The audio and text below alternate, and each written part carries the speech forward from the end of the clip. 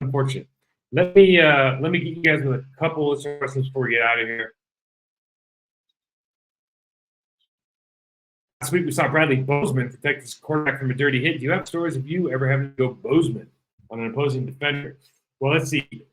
Yeah, not with the Packers. The best one for the Packers was Earl Dotson. I forgot who we went after. He hit Brett late. Earl Dotson just went over and just clamored. I mean, we didn't even know what was going on. Just clamored it. The one that I was involved in, probably the most relevant one, was we were trying to kneel the ball in the second round of the playoffs when I was in Carolina. Tommy Harris jumps over the pile. I love Tommy Harris, by the way. He was playing the Bears. Tommy jumps over the pile and jumps through goes through the pile on the other side, and everyone starts talking trash. So we have to kneel the ball one more time. So he jumps the next time, and I jump. And we just launch and just start going at it. We have a little melee at the end of the game. Tommy and I were like, we really, really respected each other too, but he was so angry. So angry. Those are fun days, man. Is Van Ness progressing at all? This is a tough. Listen. He's going to give you what he's going to give you from an effort and like a physical great standpoint. Still doesn't have really good pass rush moves. Hasn't demonstrated them, at least if he does have them. This is not a game to watch as far as, how is that going to play out on the field. I love his play speed. I love the physicality he tries to bring. I think just, again, I've said this before, and it's not a knock on anybody. It's not your fault where you get drafted. But the expectations being a 13th pick in the draft is the reality of who you are, at least in this stage, is, those don't match up. And that's part of the deal. How can we fix the pre-snap penalties? They are beyond frustrating. Man, I'm telling you. It's so hard to hold your water sometimes, pre-snap stuff. I can't. It's so it turns into like its own animal. Like I got into the situation later in my career where we no longer snap the ball and snap count on like a rhythm count. So it was like, with like Brett, it would be like Louis Teen said go, and by the time he says set go, the ball was almost handed off. So you're kind of doing everything in rhythm. When you don't have that anymore, or when you're in these different cadences, sometimes, man, just to hold your water is really, really difficult. I think the other thing you see here, and I don't think I highlighted it I didn't highlight it today, but I should have. There are some times in our run game where we're literally going to the wrong guy, and I think part of that is that there's obviously a lot of concepts, but I think a lot of concepts are similar. But the point and then the responsibility of the wide receiver in the run game is pretty important in LaFleur's offense. In other words, they're in the box blocking the safety a lot. They do a lot of crack stuff.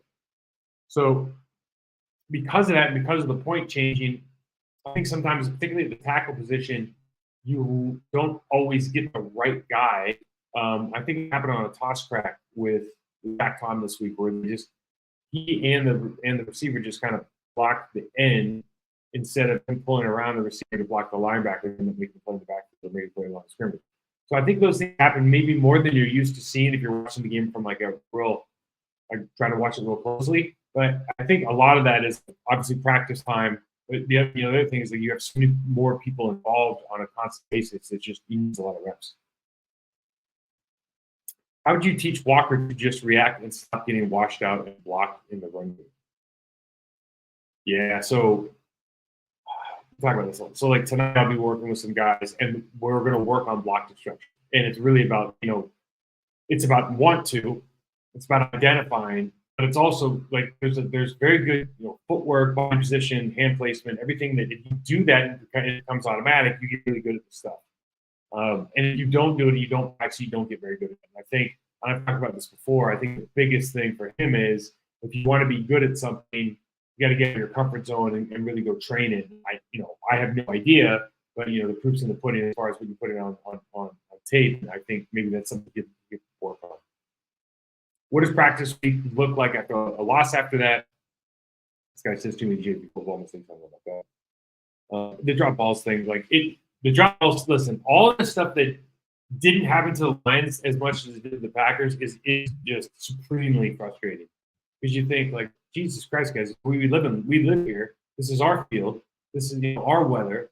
your cleats, like I know Gordon's gone, but they have great staff that's going to tell you wear these cleats, wear these kind of gloves, all that stuff. So to not be on point is really frustrating. I don't know, and I've talked about this ad nauseum for the last couple of years. Like you just don't know with this head coach or this style or this generation, you just don't know if that practice changes that much. It has to come from the locker room as far as attention to detail, as far as competitive greatness and competitive excellence, and trying to get the most out of those opportunities versus kind of going through the motions. This team seems to enjoy competing against one another. I think certainly the guys on defense do. And I get the feeling generally that the Lions are probably better. Like if you looked at the rosters of the Lions versus the Packers, I can build a strong case that the Lions are a better football team. And so they probably deserve to win some of these games until the Packers, improve, develop, draft some more people, etc.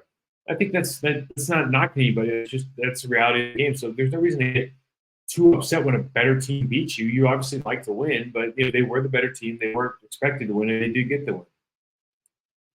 Love your analysis. Thank you. As a Packer fan, but I think a lot of what we see this year is a super young team learning to be pros. Yeah, no doubt. What do the Packers have to do besides play better? I think continue to develop, and I think the hard part about football is kind of throwing the baby out of the bathwater sometimes, where you want to just erase a game or knock it from your memory, or just not, just say like, oh well, because it was raining or this, that, the other. And it's like, well, if that's the case, it's going to rain again, or we're going to find adverse situations again. And what do we do to improve that our performance in those adverse situations? What do we do from a standpoint of how we're preparing? What do we do from an equipment standpoint? What do we do from a game plan standpoint from the coach? Like, what adjustments do we make? Do we know that certain players are better in the game than others? We know that we can lean on some guys more than others. Are there matchups in this game that we should have exploited maybe some more than others? There's always an opportunity to learn, and I think the teams that do that are really going to ones that have success. Is there a way to charge players money-wise according to the number of penalties they've made? No. Oh my God, that'd be terrible. I mean, it's great, but it's good. No. Question: discipline, especially on the line, penalty critical situations seem to be an issue. In your experience, is this something that can be cleaned up in a few weeks, or we likely keep seeing it, and you thought as to why? Great question. On both sides of the ball,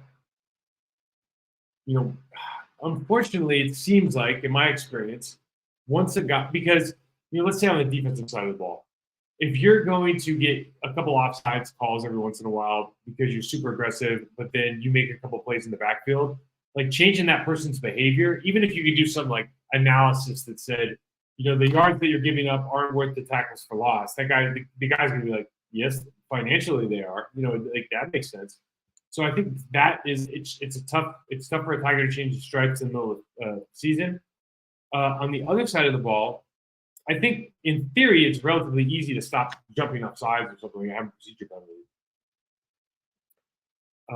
But I will just tell you firsthand, practically, what ends up happening is when let's say you have one or maybe you have two in a game, you start thinking, you don't want to think about it, but it creeps into the back of your head. And everything in football is like the rule of three. So if like one bad thing happens, three bad things are going to happen. And people get that into their minds. And so it's like, okay, I got to stop the second one. But all you think about now is the second one. And then I got to stop the third one. Like, oh, shoot, two happened. And I know three are going to happen in the game because that's the rule. It's like, we're as superstitious as we could, superstitious as we could possibly be. But generally speaking, I think from week to week, there's a real opportunity to improve on the offensive side of the ball in particular. Quay returned and played 100% of the snaps. Do you think defense is best with him on the field? I just referred to last week's game. I don't think so. I think that when they put personnel in based on the personnel and formations of the other team, I think they tend to do better. We talked about it last week. We talked about so like McDuffie suffered the most from a rep standpoint as opposed to Cooper. I think is what it looked like. Wilson's playing really well. McDuffie's 2 games ago didn't have missed some tackles. Cooper got player of the week last week, even though just from a processing mental standpoint, maybe he didn't have a perfect game by any means. But when you get NFC player of the week, probably playing the next week. So that's stuff.